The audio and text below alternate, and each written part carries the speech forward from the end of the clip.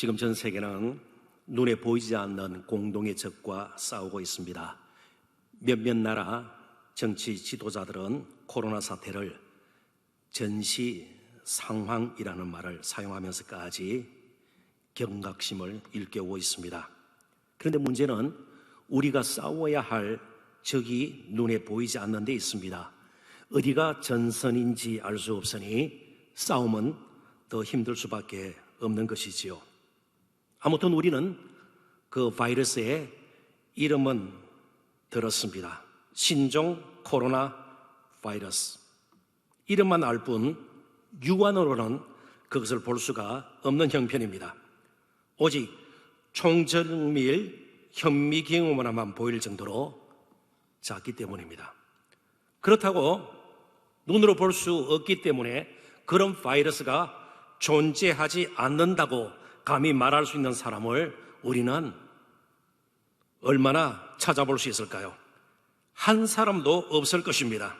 눈에 보이진 않지만 그것에 감염되어 목숨을 잃는 사람들이 계속 이어지는 상황이다 보니 다들 불안해하고 두려워할 따름입니다. 보이지 않더라도 코로나19 바이러스는 분명히 존재합니다.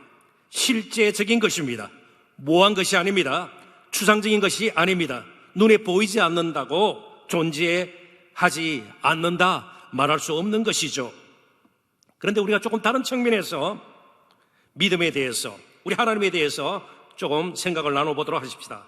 우리 모두에게는 우리 자신의 합리적이고 이성적인 판단, 또 각자 가지고 있는 나름대로의 경험, 그리고 가지고 있는 생각이나 이념 혹은 관점에 따라 세상을 해석하는 경향이 있습니다.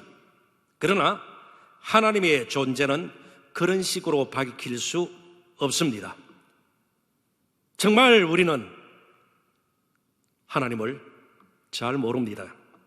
그래서 우리의 지각, 우리의 경험 가지고 우리가 지금까지 익히고 배운 여러 가지 지식 가지고 하나님 없다고 말해서는 안 됩니다.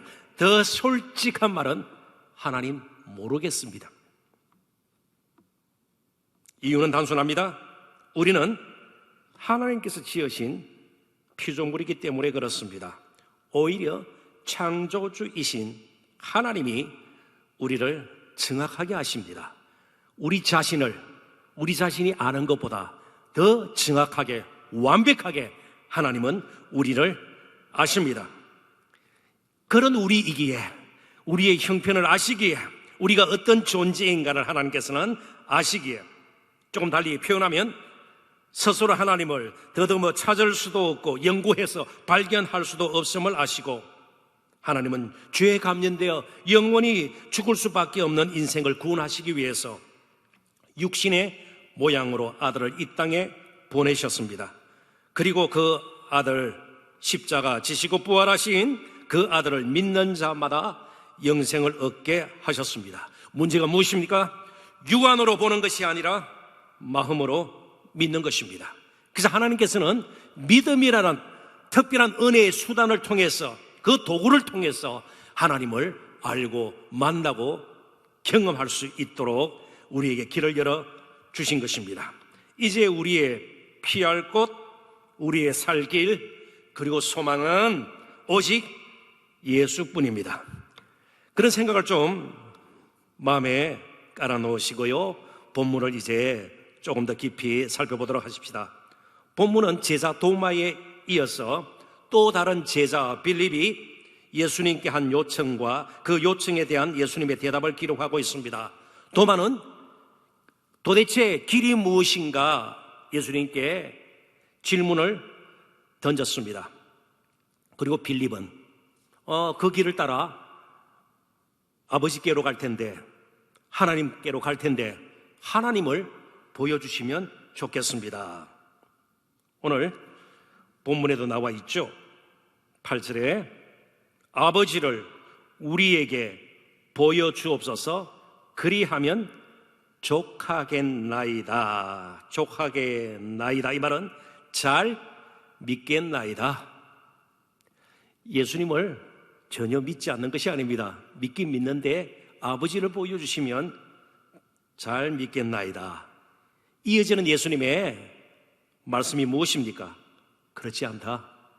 나만으로도 족하다. 예수님께서 그렇게 말씀하십니다.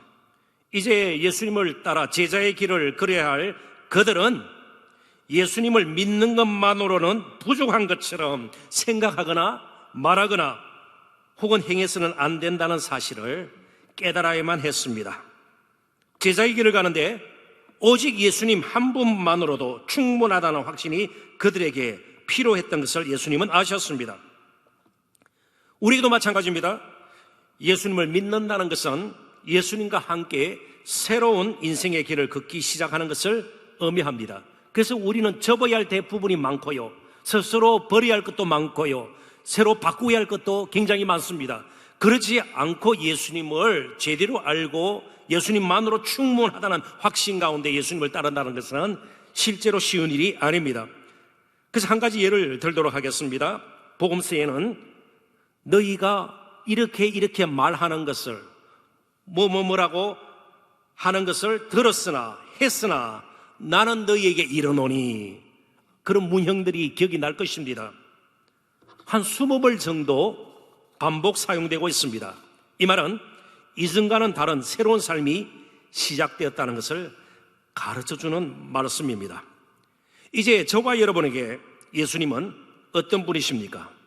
그분은 나에게 어떤 의미가 있고 그분으로 말미암아 내가 받은 영향은 무엇인지 곰곰이 따져 보아야 합니다. 남은 평생 사는 동안 우리가 어떤 일을 겪어도 어떤 상황에 직면하더라도 예수님만으로 만족하고 기뻐하고 그 예수님을 능력 삼고 살 수 있을까? 이런 질문을 한번 던져보자는 것입니다. 다 묶어서 오직 예수뿐이네, 이렇게 고백할 수 있겠는가 말이죠. 이런 질문들에 대한 대답을 오늘 본문을 통해서 우리가 찾았으면 좋겠습니다. 그리고 그것이 우리의 확신이 될 수 있었으면 좋겠습니다. 몇 가지 주제로 나누어서 그 질문들에 대한 답을 함께 찾도록 합시다. 첫 번째는 경배의 대상입니다. 예수님은 경배의 대상입니다. 단순히 우리의 필요를 조금 더 채워주는 돕는 자 이상으로 그분은 우리의 경배의 대상이 되시는 하나님의 아들입니다. 경배의 대상으로 삶아야, 그리고 그런 예수님을 마음속에 새겨야 우리의 삶에 조금이라도 변화가 일어나기 시작합니다. 왜냐하면 더 큰 도움을 받을 수 있다고 생각하는 그 무엇이 그 누구가 나타나기만 하면 우리는 우리의 마음을 그쪽으로 쏠리게 할 것입니다. 처음부터 끝까지 예수님은 우리의 경배의 대상입니다. 8절부터 11절을 읽어볼 때에 눈으로 따라 읽으시면 좋겠습니다. 빌립이 이르되 주여 아버지를 우리에게 보여주옵소서, 그리하면 족하겠나이다. 예수께서 이르시되 빌립아, 내가 이렇게 오래 너희와 함께 있으되 내가 나를 알지 못하느냐? 나를 본 자는 아버지를 보았거늘 어찌하여 아버지를 보이라 하느냐? 내가 아버지 안에 거하고 아버지는 내 안에 계신 것을 내가 믿지 아니하느냐? 내가 너희에게 이르는 말은 스스로 하는 것이 아니라 아버지께서 내 안에 계셔서 그의 일을 하시는 것이라. 내가 아버지 안에 거하고 아버지께서 내 안에 계심을 믿으라. 그렇지 못하겠거든 행하는 그 일로 말미암아 나를 믿으라. 3년간 예수님과 육신적으로 함께했던 빌립은 예수님과 그의 행하신 일들을 다 알지를 못했습니다. 그래서 예수님은 다시 한번 자신과 하나님 아버지와의 관계를 가르칠 수밖에 없었습니다. 특별히 10절과 11절에 나타나고 있는 예수님께서 말씀하신 예수님과 하나님 아버지와의 하나됨, 연합이라는 말로 우리는 자주 들어왔습니다. 그 연합, 하나됨, 이게 뭘까? 이제 우리가 좀 깊이 살펴볼 필요가 있습니다. 이것은 무슨 신비로운 결합이라는 의미보다는 예수님께서 이 땅에 오신 목적과 연결시켜 이해할 필요가 있습니다. 우리의 구원을 성부와 성자께서 연합으로 이루셨다, 그런 뜻입니다. 풀이하면 이렇습니다. 잘 들어보십시오. 아들은 아버지의 뜻에 순종하여 이 땅에 오셨습니다. 그리고 십자가에서 죽으셨습니다. 부활하시고 승천하셔서 아버지께로 가는 길이 되셨습니다. 아들의 역할이죠. 아버지는 버려진 인생을 구원하시기로 작정하시고 그 누구도 아닌 바로 아들 안에서 그리고 아들을 통해 그 뜻을 이루셨습니다. 이것이 10절과 11절에서 강조하는 내용의 핵심입니다. 예수님의 말씀은 자신이 하나님으로서의 본질, 속성을 가지고 있음을 강조하기 위한 것이라기보다 물론 그러한 의미도 포함이 됩니다. 그러니까 내가 이런 존재다, 그것을 드러내기 위함이라기보다 물론 포함이 된다고 말씀을 드렸습니다. 그의 구원 사역이 온전하다는 것을 분명히 드러내기 위함이었습니다. 한마디로 예수님께서 이루시는 구원 사역은 완전하다는 것입니다. 또 다른 것이 덧붙여야 할 필요가 없다는 것입니다. 그래서 예수님 자신도 십자가에서 이렇게 외쳤습니다.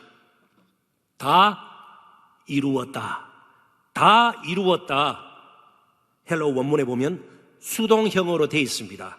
예수님께서 내 힘으로, 내 의지로, 내 열정으로 내가 모든 것을 다 해냈다, 이런 뜻이 아니고요, 하나님께서 나에게 맡겨주신 일을 온전히 이루어 드렸다, 그런 뜻이에요. 하나님께서 계획하신 일, 하나님께서 참으로 원하셨던 그 일을 예수님께서 자신을 통해서 이루어 드렸다. 그래서 흔히 Divine Passive라는 말을 씁니다. 신적 수동태입니다. 예수님께서 하나님의 그 아름답고 거룩한 우리를 향하신 그 놀라운 구원의 뜻을 헤아리시고 전적으로 순종했다는 겁니다. 그러니까 예수님께서 하나님과 이런 관계를 말씀하시는 건요, 온전한 구원이 이루어졌고 이제 제자들 너희도 그 구원 안에 있는 자들이 아니냐, 그러니까 나만으로 충분하다는 겁니다. 그것만 제대로 알고 충분히 마음속에 새길 수 있다면 능히 제자의 길을 갈 수 있다는 것입니다. 자, 그렇다면 빌립과 다른 제자들이 이제 할 일이 무엇입니까? 더욱 예수님을 깊이 알고 이 놀라우신 주님을 지속적으로 믿는 것입니다. 그리고 예수님이 그들의 구원자 되심에 감사하면서 영원토록 그를 경배하는 것입니다. 그렇습니다. 제자들에게는 예수님이 그들이 흔히 보아왔던 훌륭한 랍비 니고데모와 같은 그런 랍비 중에 한 사람이 아니라는 사실을 아는 것이 필요했습니다. 더욱이 예루살렘에 들어가셔서 다윗이나 솔로몬 정도로 왕이 되셔서 통치자가 되어서 그들에게 중요한 자리를 나눠줄 수 있는 그런 지도자 정도도 아님을 그들은 알 필요가 있었습니다. 그분은 하나님의 아들, 경배의 대상인 것이에요. 영원토록 사모하고 영원토록 높여드려야 할 존귀하신 하나님의 아들, 창조주, 독생자, 그리고 구원을 우리를 위해서 이루신 메시아임을 그들은 늘 기억해야 되고 우리 또한 기억해야 할 것입니다. 경배의 대상으로서 예수님을 우리가 삼아야 합니다. 그래야만 나의 삶에 잔잔한 감동이 일어나게 될 것이고 무엇이든 감사하게 될 것이고 모든 것을 능히 맡겨 중원하실 수 있는 분인 줄 알고 그분을 믿고 평생을 살게 될 것입니다. 자, 그렇다면 사람들이 예수님을 믿지 못하는 것은 예수님이 눈에 보이지 않기 때문이 아닙니다. 그분 앞에 자신의 무릎을 꿇고 싶지 않기 때문에 그렇습니다. 자, 예수님을 육신의 눈으로 본 사람들이 한둘이 아닙니다. 예수님 당시에도 유대 종교 지도자들은 예수님을 아주 가까이서 보았습니다. 그분이 행하시는 기적들도 보았습니다. 그러나 결코 예수님 앞에 그들은 무릎을 꿇는 것을 원치 않았습니다. 좀 달리 표현하면 마음이 굳어져 있기 때문입니다. 만문이 굳게 닫혀 있기 때문입니다. 어둠의 권세에 매여 있기 때문입니다. 누군가가 그 닫힌 마음을 열어주고 또 어둠의 권세에서 풀려나게 해야 합니다. 저절로 마음이 열릴 일은 결코 없습니다. 열린 마음을 가지고 믿음으로 사는 것이 얼마나 복된지를 우리는 잊을 때가 많습니다. 왜 우리가 예배합니까? 도저히 스스로는 예수님을 알지도 못하고 믿을 수도 없는 완전히 닫혀버린 얼어붙어 있는 우리의 마음을 따뜻하게 열어주신 예수님의 손길을 우리가 경험했기 때문에 그렇습니다. 그래서 우리는 계속해서 예수님을 사랑하고 사모하고 그리고 경배할 수밖에 없는 것이죠. 베드로전서 1장 8절 한번 보실까요? 베드로 사도의 편지입니다. 소아시아에서 환난 가운데 믿음을 지키려고 애쓰던 성도들에게 보낸 첫 번째 편지입니다. 그 중에 일부이죠. 베드로전서, 베드로의 첫 번째 편지 1장 8절입니다. 예수를 너희가 보지 못하였으나 사랑하는도다. 이제도 보지 못하나 믿고 말할 수 없는 영광스러운 즐거움으로 기뻐하니, 이어지는 말씀은요, 그들이 구원받은 하나님의 백성임을 알게 되었기 때문에, 그들이 누구인가를 알게 되었기 때문에 정말 예수님을 사랑하고 그들은 환난 가운데서도 믿음을 지키고 예수님을 따르는 자들이 될 수 있었습니다. 눈으로 보았기 때문이 아닙니다. 예수님에 관한 한 믿음은 단순히 육신의 눈의 문제가 아니라 마음의 문제입니다. 지금 우리에게 가장 필요한 일은 믿음을 지키는 겁니다. 계속해서 예수님을 찬양하고 경배하는 것입니다. 히브리서는 우리에게 믿음을 지키기 위해서 필요한 것이 무엇인지를 잘 가르쳐 줍니다. 예수님은 모든 것 위에 뛰어난 창조주시고 아론보다, 모세보다, 천사보다 탁월한 분이시다. 오직 그분만이 영원한 중보자이시고 영원히 변치 않고 우리를 붙드실 분이시고 우리의 연약함을 아시고 그분의 이름으로 하나님 앞에 나아갈 수 있도록 계속해서 우리를 사랑하시고 긍휼을 베푸시는 자시다. 그래서 히브리서는 우리에게 믿음을 지키기 위해서 필요한 것을 세 가지로 가르쳐 줍니다. 흔히 R자로 시작하는 말로 이 세 가지를 우리가 풀이할 수 있을 텐데요. 첫 번째 R은 Remember, 기억하라는 겁니다. 늘 예수님을 기억하라는 겁니다. 현실의 문제 앞에서도 예수님을 생각하고 그분이 나를 위해서 행하신 일이 무엇인가 생각하라는 것이에요. Remember. 두 번째가 Receive, 말씀으로 주시는, 그리고 기도를 통해서 주시는 은혜와 능력을 계속해서 받아야 된다는 것이에요. 거룩한 능력을 받아야 된다는 겁니다. 그리고 마지막 Resist, 거절하라, 저항하라. 세속과 여러 가지 사람들의 가치관과 이 땅의 풍조를 거부하고 계속해서 예수님께서 주신 길을 따라 걸으라는 겁니다. 그래서 마지막 부분으로 갈수록 세상을 거절할 때에 싸우라고 말씀하고 있습니다. 피 흘리기까지 싸우라고 말씀하고 있습니다. 코로나19와 정말 전 세계가 싸우지 않습니까? 그런데 우리의 믿음을 위해서는 얼마나 우리가 방역을 하고 예방을 하고 조심하고 그리고 믿음을 지키기 위해서 싸우는가 늘 생각해 보셔야 합니다. 두 번째는 사역의 개성입니다. 12절 우리 같이 한번 읽어볼까요? 다 같이 읽습니다. 내가 진실로 너희에게 이르노니 나를 믿는 자는 내가 하는 일도 그도 할 것이요 또한 그보다 큰 일도 하리니 이는 내가 아버지께로 감이라. 갑자기 제자들이 예수님보다 크신 분인가, 더 큰 일을 할 존재들인가 의문을 가질 수가 있습니다. 이 말을 잘 이해하셔야 합니다. 제자들을 포함해서 예수 믿는 자들이 예수님보다 더 위대하거나 더 능력이 많다, 그래서 더 많은 기적을 행할 수 있다, 그러한 것을 의미하는 예수님의 말씀이 아닙니다. 놀라운 사역의 개성을 말씀하는 겁니다. 실제로 예수님의 지상 사역은 지역적으로 제한되어 있었습니다. 팔레스타인 근방을 예수님께서는 육신을 입고 다니셨습니다. 그리고 만나는 사람들도 정해져 있었습니다. 그러나 제자들은, 그리고 그 후에 예수 믿는 사람들은 더 넓게, 더 많은 사람들에게 구원의 복된 소식을 전하게 되었습니다. 그리고 이 세상에서 가장 아름다운 공동체인 교회가 여기저기 세워졌습니다. 그런 의미에서 제자들이 할 일은 더 큰 일이 되는 셈입니다. 사역의 문제입니다. 개성의 문제입니다. 그렇다고 예수님께서는 형편없는 일을 하셨고 그 다음 제자들과 예수 믿는 자들은 정말 더 온전히 큰 일을 했다, 그런 뜻이 아닙니다.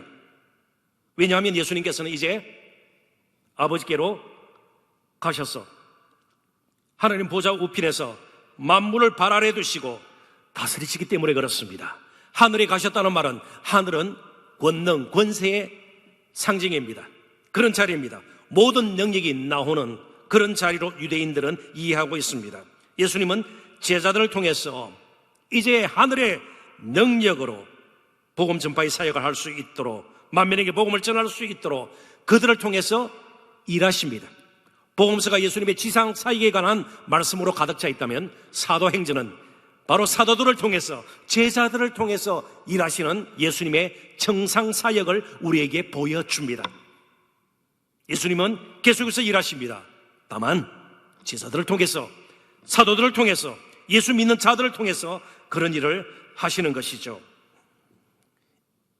2020년 도쿄올림픽이 1년 정도 연기될 것이라는 뉴스 보도가 있었습니다. 여러분들도 아마 다 아실 것입니다. 올림픽은 4년마다 열리는 정말 지구상의 큰 축제입니다. 참가 선수만 10,000명 이상이 되는 큰 행사가 아닙니까? 그렇지만 코로나19로 인해서 올림픽은 연기가 불가피해졌습니다.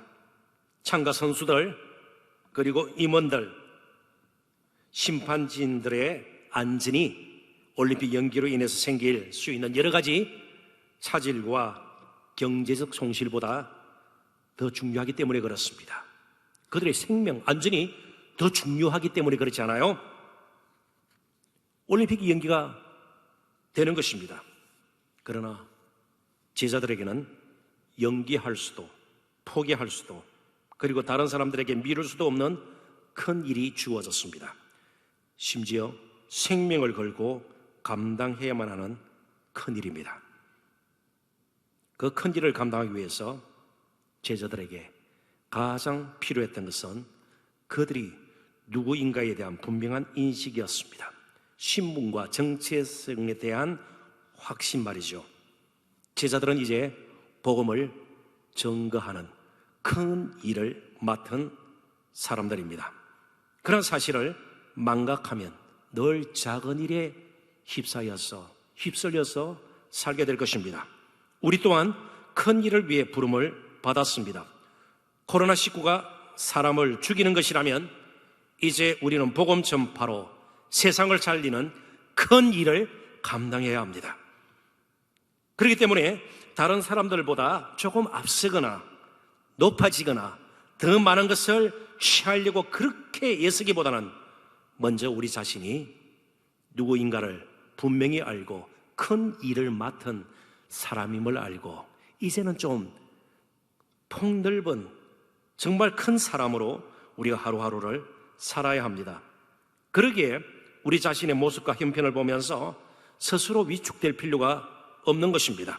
다른 사람과 비교해서 스스로 자신을 형편없는 존재로 여겨서도 안 될 것입니다. 우리 주님의 부르심에는 실패가 없기 때문에 그렇습니다. 큰 일을 하도록 우리 모두는 부름받은 자들입니다. 늘 우리 자신이 사소한 일에 집착하거나 작은 일에 그냥 만족해버리고 더 이상 큰 일에 대해서는 관심을 두지 않는 것, 이게 문제입니다. 왜요? 우리는 능히 큰 일을 할 수가 있습니다. 그래서 세 번째 주제입니다. 우리에게는 능력의 이름이 있기 때문에 그렇습니다. 우리는 사람들이 볼 때 작아 보이고 별것 아닌 것처럼 보이고 내세울 것이 없다 할지라도 자랑할 만한 것이 많지 않다 할지라도 큰 일을 능히 행할 수가 있습니다. 왜요? 세 번째 주제, 이 능력의 이름이 우리에게 있기 때문입니다. 13절 14절을 봅니다. 너희가 내 이름으로 무엇을 구하든지 내가 행하리니 이는 아버지로 하여금 아들로 말미암아 영광을 받으시게 하려 함이라. 내 이름으로 무엇이든지 내게 구하면 내가 행하리라. 이 큰 일은 이 세상에서 사람들이 볼 때 큰 자가 하는 일이 아닙니다. 그들은 할 수 없습니다. 큰 힘을 주께로부터 받은 자가 할 수 있습니다. 우리가 하늘의 능력을 힘입어서 정말 이 큰 일을 행할 때에 결국 하나님께 영광을 돌리는 겁니다. 예수님도 순간순간 하시는 일마다 하늘의 능력을 입고, 그러기 위해서는요, 때로는 새명미명에, 때로는 밤을 새워가면서 하나님 앞에 나아갔습니다. 능력을 구했고 능력을 얻었고, 그리고 큰 일을 그분도 행하셨습니다. 다른 것을 힘삼고 하나님을 영화롭게 하겠다는 것은 오히려 하나님을 무시하는 것입니다. 베드로 자신의 힘을 믿고 큰 소리 쳤습니다. 죽기까지 나는 예수님 따를 수가 있습니다. 옥에도 갈 수가 있습니다. 다른 사람을 어찌되었든 나는 끝까지 예수님을 따를 것입니다. 그러나 그는 큰 일은커녕 작은 일로차 하지를 못했습니다. 예수님의 이름을 참 초라하게도 비굴하게도 3번이나 부인하고 말았습니다. 큰 소리 치는 거하고 큰 일을 행하는 거하고는 별개의 문제죠. 그런데 그 후에 그가 변화를 받습니다. 성령이 임했습니다.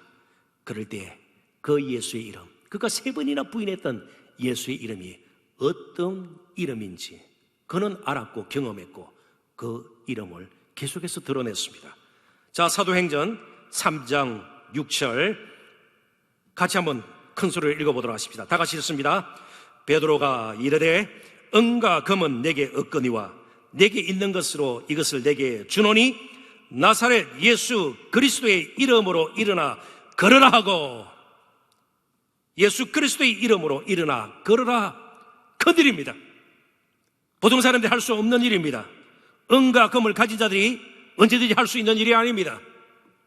높은 자리에 있는 자들이 언제든지 할 수 있는 일이 아닙니다. 하늘의 능력을 입어야 되는 것입니다.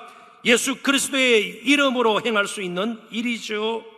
이 빼앗길 수 없는 이름, 그 아름다운 이름, 듣기만 해도 우리의 마음이 따뜻해지는 그 이름, 그 예수의 이름으로 지금 우리를 억누르고 있는 여러 가지 불안함, 두려움, 고통, 아픔, 무거운 짐, 외로움, 슬픔 다 물리칠 수 있기를 바랍니다.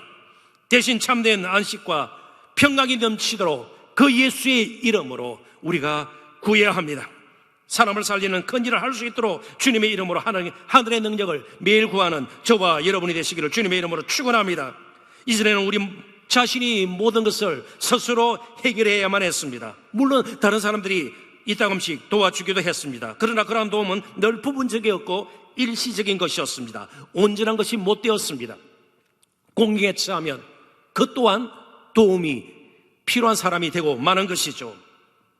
많이 가져도 높은 자리에 올라도 그리고 무엇인가를 해내도 참 만족이 없었습니다.